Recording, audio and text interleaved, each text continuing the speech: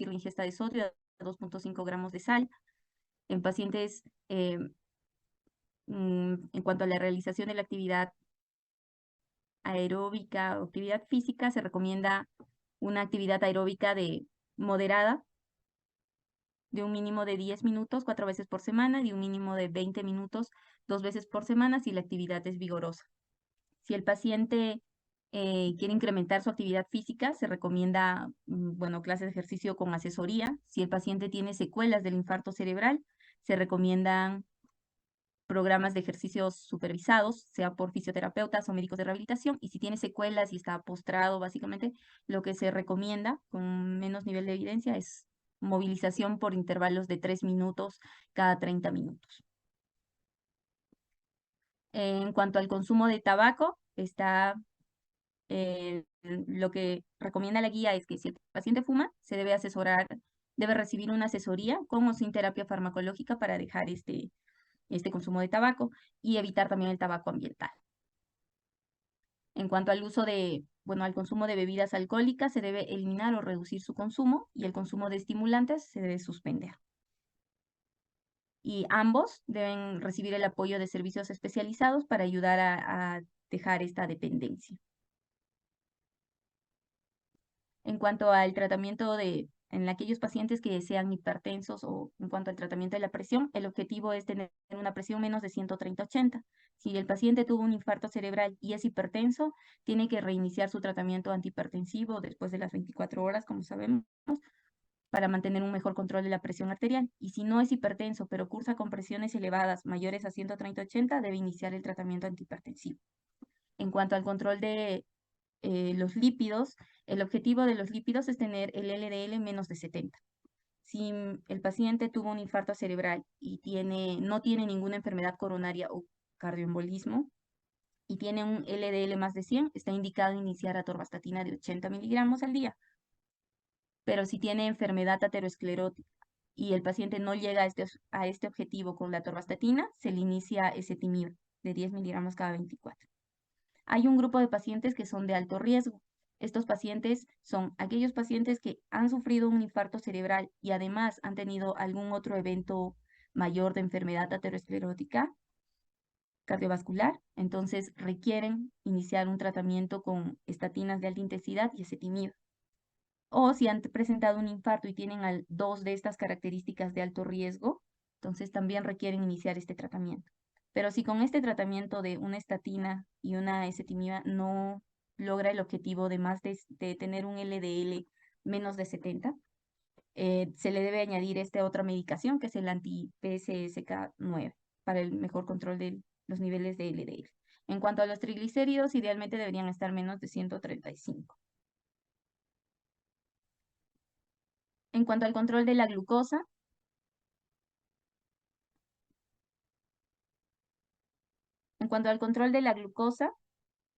se recomienda una hemoglobina glicosilada menor o igual a 7, pero si el paciente es mayor de 65 años, por ejemplo, requiere otras metas más individualizadas. Si ya tiene diagnóstico de diabetes, debe recibir su tratamiento para la diabetes, además de un cuidado multidisciplinario y un estilo de vida adecuado. Si tiene diagnóstico de prediabetes, se recomienda optimizar el estilo de vida, y solo a algún grupo de pacientes se le va a iniciar el tratamiento con metformina. Y en todos los pacientes que tuvieron un infarto cerebral, pues se tiene que hacer un screening para descarte de prediabetes o diabetes, usando idealmente hemoglobina glicosilada, ya que con este estudio solo requiere una muestra y no se requiere el ayuno.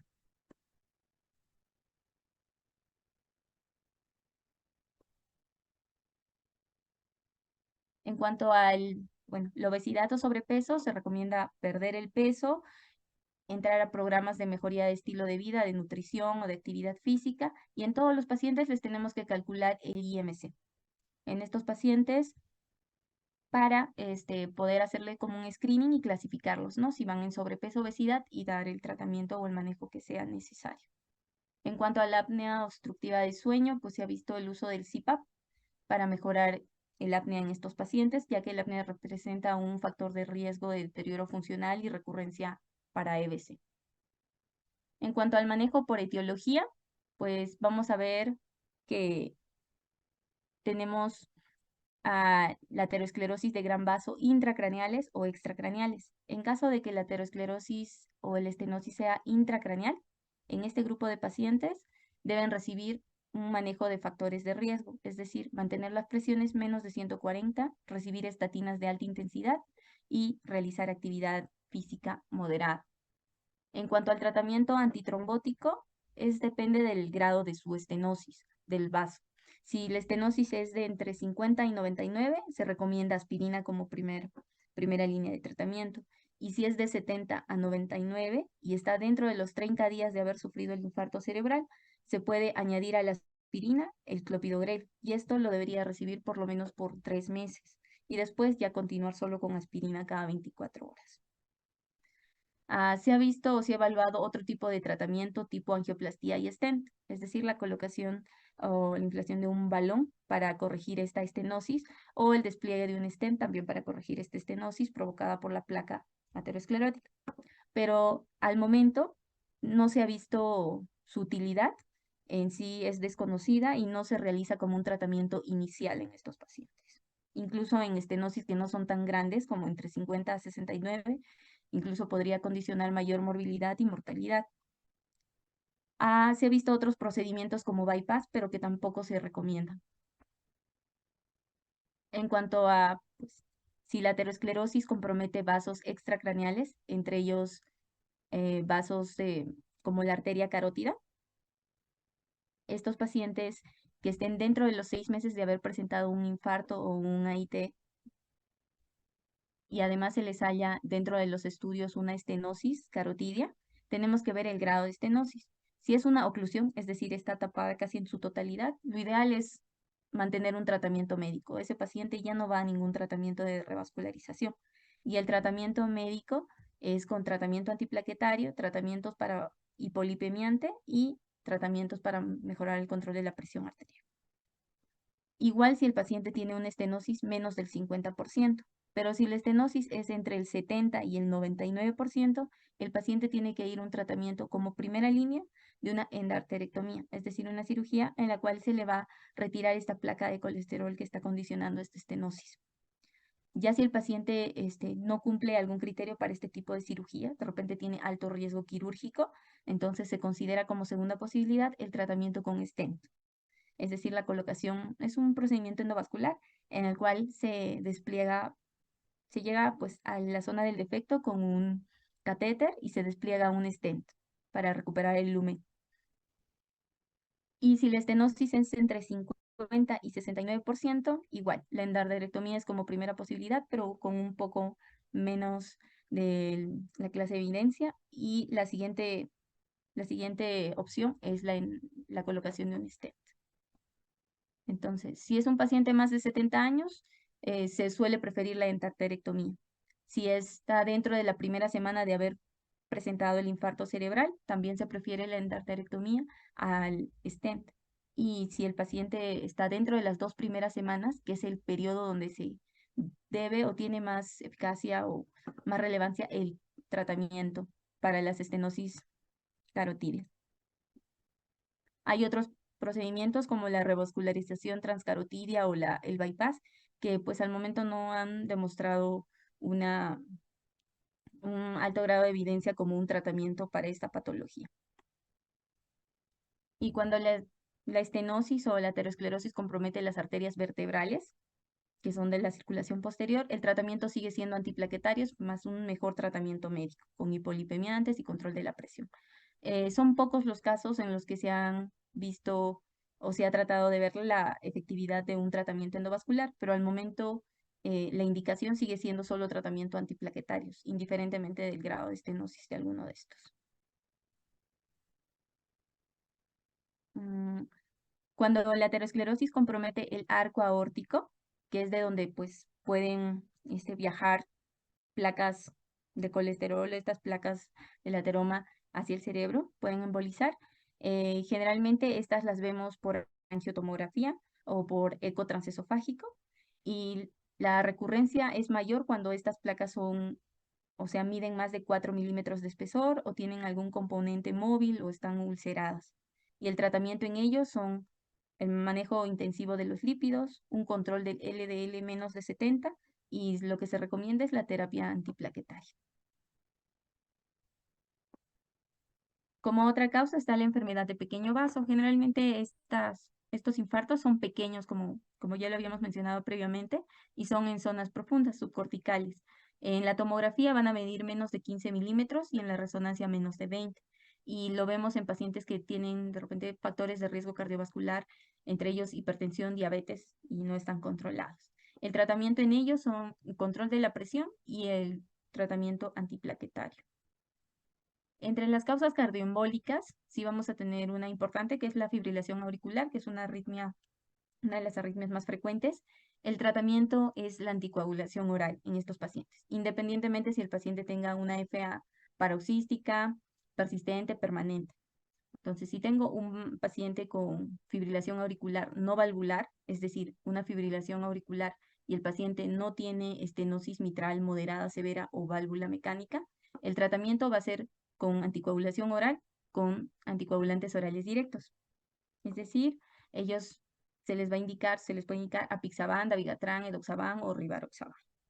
Incluso si es que ellos ya estaban tomando warfarina, pero que tienen un INR que no lo logran mantener entre 2 y 3, se recomienda cambiarlo a un DOAC. Y si hay otro tipo de arritmia que sea, por ejemplo, en este caso un flúter auricular, también el tratamiento es con anticoagulación, con DOAC como primera opción y similar a la fibrilación auricular. Entonces, una vez que tenemos nuestro paciente con diagnóstico de fibrilación auricular, tenemos que ver que no tenga una válvula protésica mecánica y que tampoco tenga una estenosis mitral moderada severa, porque si es así, va a tener que recibir antagonistas de la vitamina K como warfarina o acenocumarol. Pero si no es así, nosotros con la escala de Chat-VAS, que de por sí ya va a tener un alto puntaje porque nuestro paciente ya tuvo un infarto cerebral, entonces debe iniciar antagonistas DOAC, que son los anticoagulantes orales directos. ¿Qué son estos? El dabigatran, el rivaroxaban, el apixaban y el edoxaban, los mismos que han demostrado un mejor perfil tanto de seguridad como efectividad ante la warfarina. Una de las preguntas siempre es, ¿en qué momento iniciamos la anticoagulación después de que un paciente haya presentado un infarto cerebral? Lo que la guía nos menciona es que esta depende bastante del riesgo de transformación hemorrágica. No te dice específicamente qué día, pero te da por lo menos un rango. Dice, si un paciente presentó un infarto cerebral en el día 0 o un AIT, en este caso si fue un AIT y tiene una fibrilación auricular, entonces lo puedo iniciar entre el 0 a 2 días. Si tiene un infarto cerebral, además de la fibrilación auricular, lo puedes iniciar entre los 2 a 14 días, siempre y cuando tenga un bajo riesgo de transformación hemorrágica.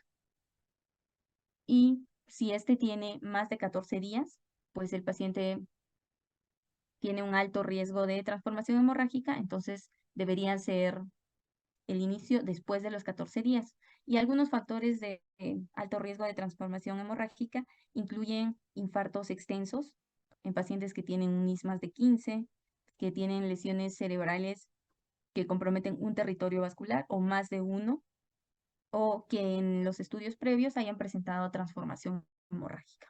O si no, otras características, por ejemplo, pacientes que no controlen los niveles de presión arterial o estén descontrolados elevados, entonces ellos también tienen riesgo de hacer transformación hemorrágica o de sangrar.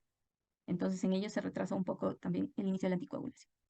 Otro esquema de anticoagulación es la ley de Dien, que es básicamente lo clasifica en 4 grupos, en aquellos pacientes que tienen un AIT o en aquellos pacientes que han presentado un infarto cerebral, pero ellos los dividen en leve, moderado, severo según el puntaje de NIS. Si el paciente tuvo un AIT, se puede iniciar un día después del evento agudo. Si tiene un infarto leve, es decir, NIS menos de 8, a partir de los 3 días. Entre NIS de 8 y 15, es decir, un infarto moderado, se debe iniciar, bueno, se puede considerar iniciarlo después del día 6 y cuando es severo, después del día 12. Y en todo momento es importante valorar algunas características. Primero el estado del paciente, el control de la presión, si no tuvo hemorragia, transformación hemorrágica previa, entre otras características, ¿no? Para ver si puede ser en ese rango o podemos demorarlo un poco más. Entonces, Bueno, en esta diapositiva lo que pusimos fue aquellos infartos cerebrales que han hecho transformación hemorrágica. En su evolución, algunos infartos cerebrales pueden hacer transformación hemorrágica, la misma que puede ser un infarto hemorrágico cuando es pequeña o cuando es una pequeña pero que confluye, ¿no? Como esta. Entonces, este es infarto hemorrágico tipo 1 y tipo 2. En este caso, si el paciente tiene además fibrilación auricular, nosotros podemos considerar reiniciarle la anticoagulación si es que el paciente ya tiene por lo menos 6 días con una hemorragia estable. O sea, vemos que su hemorragia no ha crecido y o que pues hay una reabsorción de esta hemorragia. Entonces ya podemos valorar el reinicio de la anticoagulación. Si tiene una hemorragia intraparenquimatosa tipo 1, es decir, que la hemorragia corresponde al menos de un tercio del infarto, entonces tenemos que ver o valorarlo a partir de los 12 días. Y si tiene una hemorragia parenquimatosa tipo 2, es decir, la transformación hemorrágica ocupa más del 30% o más de un tercio del infarto, o es una hemorragia remota, entonces debemos valorarlo a partir de los 12 a 28 días. Este es un esquema de el tratamiento, pues ya vimos en la fibrilación auricular, si tiene, si es una válvula mecánica o tiene una estenosis mitral moderada severa, entonces el tratamiento es warfarina. Si tiene otra valvulopatía que también tiene fibrilación auricular, pues puede recibir DOAC sin ningún inconveniente. Si el paciente tiene una valvulopatía y además un ritmo sinusal, y dentro de la valvulopatía, de la patología valvular, está el compromiso de la válvula mitral no reumática, el tratamiento es antiplaquetarios, igual que alguna patología de la válvula aórtica, o si tiene una válvula bioprotésica, ¿no? Entonces es antiplaquetarios. Pero si tiene una válvula mecánica, el tratamiento es warfarina. Y si el paciente, además de estar con warfarina en rangos terapéuticos, recurre y yo no le encuentro otra causa de por qué ha vuelto a hacer otro infarto cerebral, entonces ahí se considera de repente elevar en 0,5 el INR objetivo. En cuanto a la infección por endocarditis, pues tenemos que ver si el paciente tiene un infarto grande o una hemorragia. Si es así, tenemos que retrasar el recambio de esa válvula, pero si no es así, podemos llevar al paciente a una cirugía temprana, es decir, dentro de las 48 horas.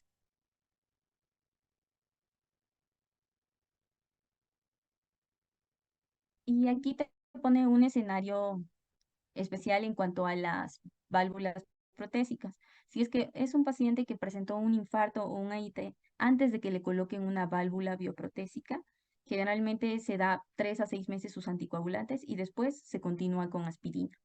Pero si es un paciente que tiene una válvula mecánica mitral, tuvo su infarto antes de que le coloquen esta válvula, se considera iniciar warfarina con aspirina. Y si el compromiso es de la válvula aórtica, es warfarina y puedes o no adicionarle aspirina. En este caso, pues hay otras patologías que te dan que te dan infarto. Dentro de ellas está la cardiomiopatía.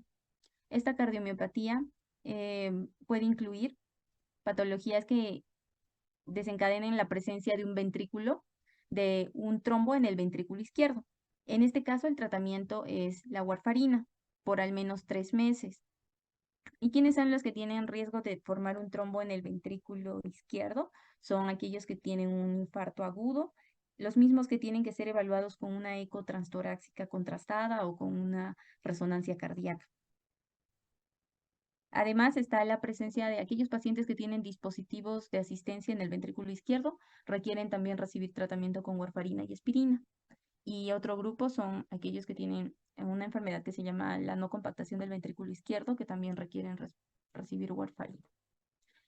Hay otro grupo de pacientes en los cuales tienen una cardiomiopatía, sea isquémica o no, y una FEBI reducida, es decir, menos del 40%, pero no tienen trombo, de modo que no estaría indicado la anticoagulación. Se ha comparado en este grupo si le damos anticoagulación o antiagregación, sin embargo, la efectividad de la anticoagulación todavía es incierta, y al momento el tratamiento en ellos es la antiagregación. Y en estos pacientes que tienen un tumor intraventricular o intracavitario, como en un mixoma, el tratamiento es la resección de este tumor. Y aquellos pacientes que tienen algún tipo de cáncer y además fibrilación, el tratamiento es anticoagulantes orales directos.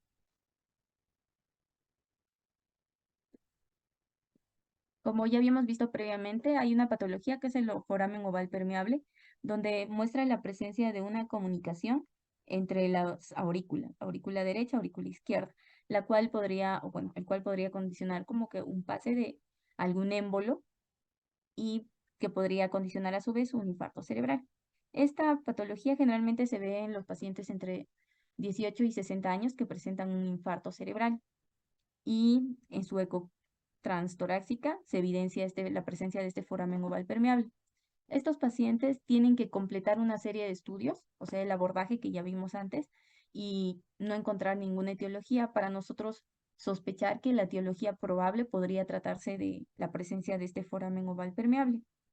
Generalmente los pacientes que tienen esta entidad van a un comité formado por cardiología y neurología, donde se evalúan los casos y dentro de estos nosotros determinamos pues si es que la etiología del infarto pudo tratarse de otra causa. Si es así, se da un tratamiento, pero si no es así y solo tenemos la presencia del foramen oval permeable, tenemos que ver las características de este foramen oval permeable. Entre ellos está la presencia de un aneurisma interauricular o la presencia de un shunt de derecha a izquierda. Entonces, si están presentes estos, es un foramen oval de alto riesgo. Entonces, este podría haber condicionado el infarto cerebral en este paciente exclusivamente. De modo que sería razonable, pues, hacerle un tratamiento. Y ese tratamiento es el cierre del foramen oval permeable por cateterismo, donde se ingresa, igual por intervencionismo, hacia la zona del defecto y se coloca un dispositivo. Son estos que han ido cambiando conforme a los años para cerrar este defecto y así prevenir la recurrencia de un infarto cerebral. Pero si el paciente no tiene ninguna de estas características de alto riesgo, pues no se ha visto ningún beneficio de cerrar este defecto, a pesar que lo tenga. Dentro de las otras etiologías tenemos la etiología que es una disección. Ahora, la disección puede estar comprometiendo pues alguno de los vasos intra o extracraneales, generalmente de los extracraneales, la carótida o la vertebral. El tratamiento está indicado, es un tratamiento antitrombótico por lo menos 3 meses de aspirina o warfarina. No se ha demostrado como que la superioridad de uno sobre otro, depende de las características del paciente. Y si el paciente vuelve a tener síntomas a pesar de estar con tratamiento, pues ahí es donde se considera un tratamiento endovascular para corregir pues este defecto. Existen otras patologías que son menos frecuentes, pero sí debemos conocer que pueden condicionar infartos cerebrales. Entre ellos están los estados de hipercoagulabilidad. Estos pueden ser alteraciones hematológicas como mutaciones o resistencia de la proteína C activa, niveles elevados del factor 8 o deficiencias de estas proteínas CS o antitrombina. Todas estas alteraciones, al momento, pues el tratamiento para prevenir la recurrencia de infarto cerebral que sea por esta causa es el tratamiento con terapia antiplaquetaria. Y otra condición que pues, nos lleva a tener estados hipercoagulables que podrían haber condicionado un infarto cerebral es el síndrome antifosfolipídico. Lo que se hace es evaluar la presencia de estos anticuerpos en los pacientes.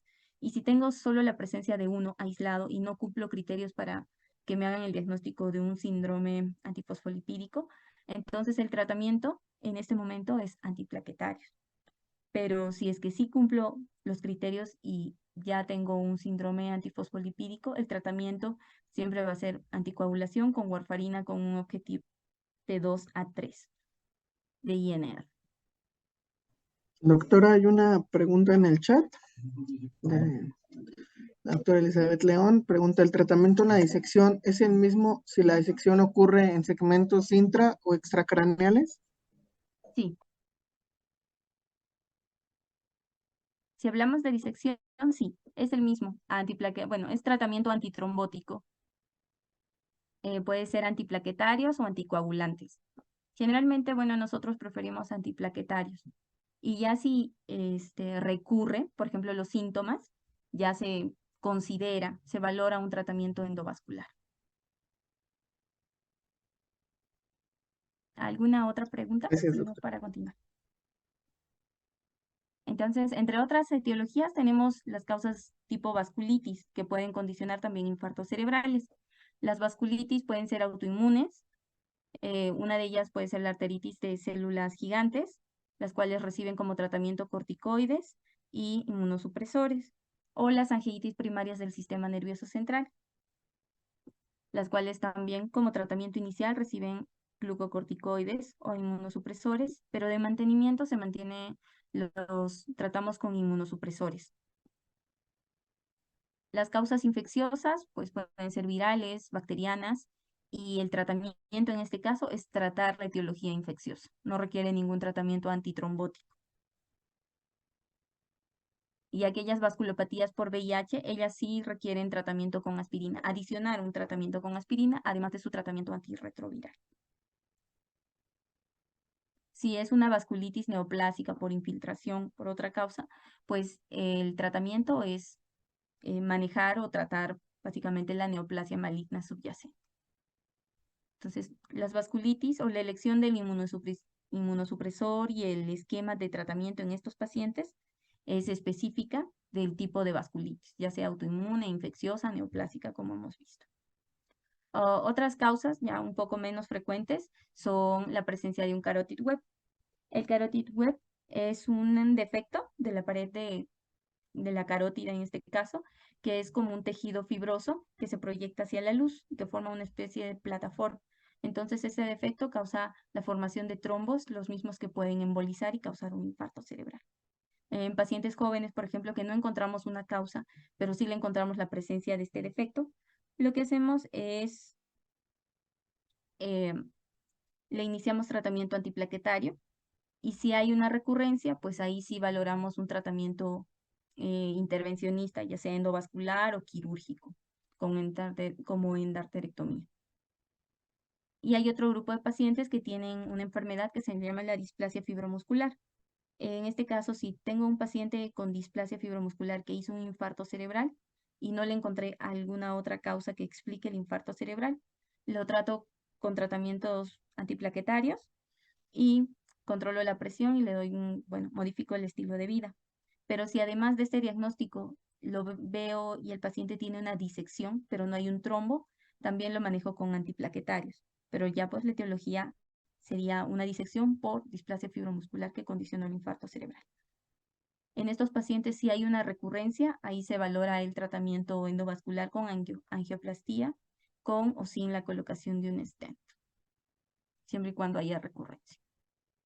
Y ya para terminar, pues hay una entidad que se llama NESUS, no sé si lo habrán escuchado previamente, que es un infarto embólico de causa o de fuente indeterminada. Generalmente estos infartos son aquellos pacientes que han sufrido un infarto que no es pequeño, es decir, no es lacunar, que se ha hecho su abordaje completo y no se ha encontrado una causa.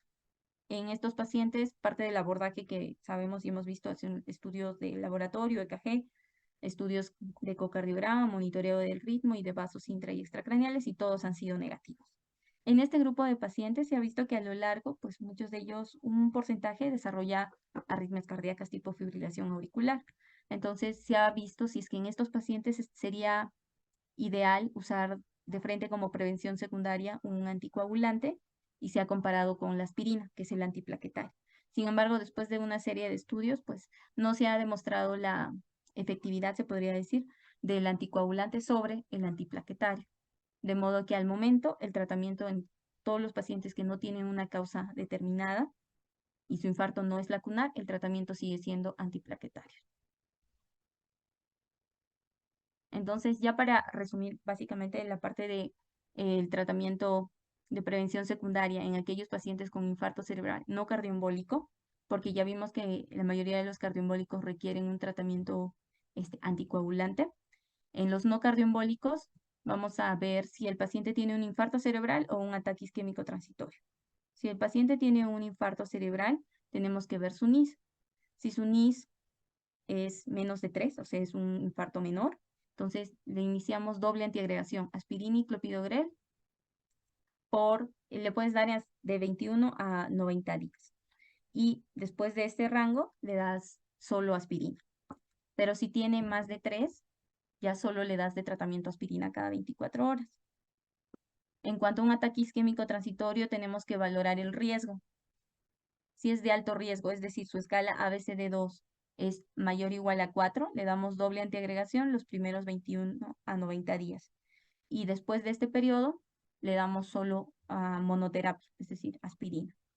Y si su riesgo es bajo, no es alto, es menos de 4, entonces solo le damos antiagregantes en monoterapia, que puede ser aspirina o clopidogrel.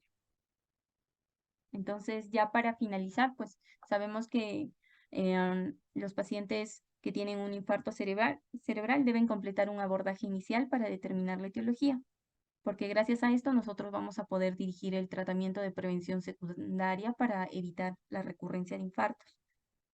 Y es importante saber que la prevención secundaria pues tiene que ser intensiva, como hemos visto multidisciplinaria, porque participan varias especialidades y con objetivos adaptados a cada paciente, según su edad, sus factores de riesgo, entre otras cosas. Eso sería todo. No sé si hay preguntas.